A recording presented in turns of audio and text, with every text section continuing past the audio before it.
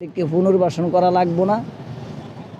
ওই মির্জা আব্বাসও সেদিন বলছে পুনর্বাসন করতে, পুনর্বাসন করা যাইব না। তারপরে আরও অনেকেই বলে আওয়ামী লীগকে পুনর্বাসন করা লাগে না, আওয়ামী লীগ এই দেশেই আছে, এই দেশের প্রতিটা ঘরে ঘরেই আছে, নাই যে এমন না। প্রত্যেক ঘরে ঘরে আওয়ামী লীগ আছে, প্রত্যেক ঘরে ঘরে আওয়ামী লীগের ভোটার আছে, প্রত্যেক ঘরে ঘরে বিএনপি আছে, এটা থাকবেই। যে চলে যাও সে চলে গেছে, কিন্তু আওয়ামী লীগ ঠিকই এই দেশে আছে। আওয়ামী লীগকে বাদ দিলে এই দেশে নির্বাচন হবে, এই ভোটই হবে না। মানে ভোট কেন্দ্রে যাবো না, ভোট দিব না, তখন তারা বুঝতে পারবো যে ভোটার এই দেশে আওয়ামী লীগের আছে না নাই।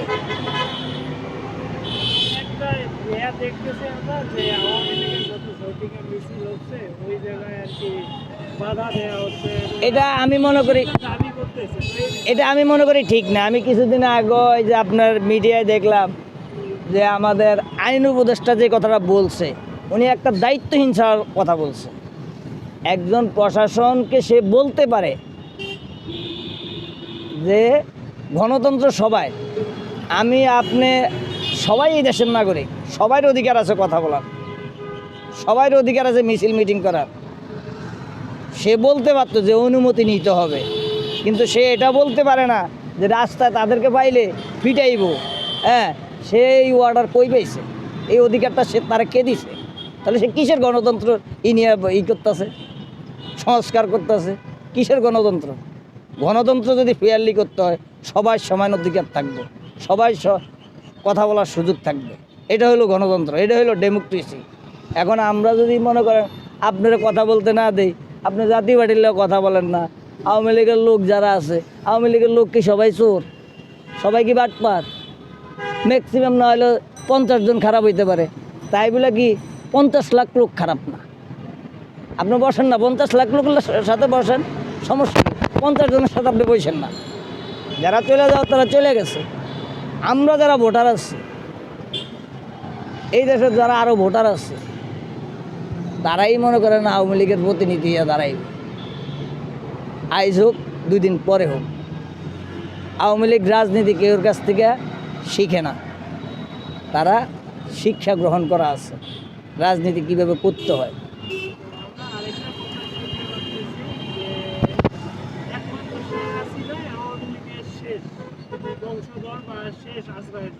শেখ হাসিনা যদি পরলোক গমন করে তাহলে নাকি আওয়ামী লীগের অস্তিত্ব ধরার মতো এবং হাল ধরার মতো কেউ নেই। এটা তারপরে আরও অনেকেই বলে আওয়ামী লীগকে পুনর্বাসন করা লাগে না, আওয়ামী লীগ এই দেশেই আছে, এই দেশের প্রতিটা ঘরে ঘরেই আছে, নাই যে এমন না। প্রত্যেক ঘরে ঘরে আওয়ামী লীগ আছে, প্রত্যেক ঘরে ঘরে আওয়ামী লীগের ভোটার আছে, প্রত্যেক ঘরে ঘরে বিএনপি আছে, এটা থাকবেই। যে চলে যাও সে চলে গেছে, কিন্তু আওয়ামী লীগ ঠিকই এই দেশে আছে। আওয়ামী লীগকে বাদ দিলে এই দেশে নির্বাচন হবে, এই ভোটই হবে না। মানে ভোট কেন্দ্রে যাবো না, ভোট দিব না, তখন তারা বুঝতে পারবো যে ভোটার এই দেশে আওয়ামী লীগের আছে না নাই।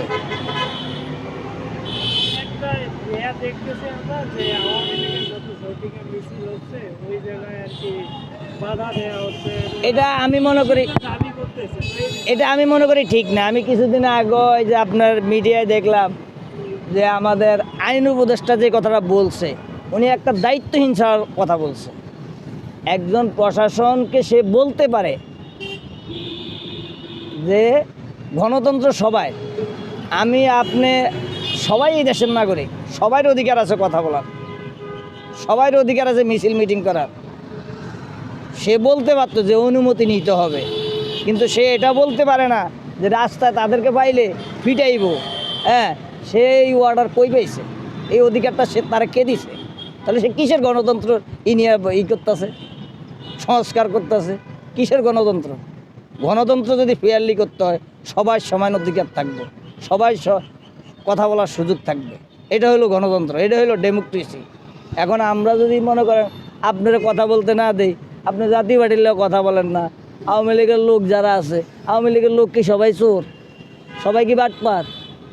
ম্যাক্সিমাম না হলে 50 জন খারাপ হইতে পারে, তাই বলে কি 50 লাখ লোক খারাপ না? আপনি বসেন না, 50 লাখ লোকের সাথে বসেন, সমস্যা নেই। 50 জনের সাথে আপনি বসেন না। যারা চলে যাও তারা চলে গেছে।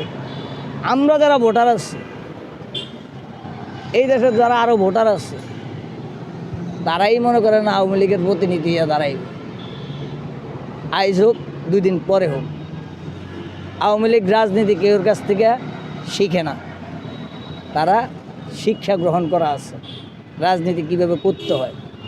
আমরা আরেকটা কথা শুনতে পাচ্ছি যে একমাত্র শেখ হাসিনাই আওয়ামী লীগের শেষ বংশধর বা শেষ আশ্রয়স্থল।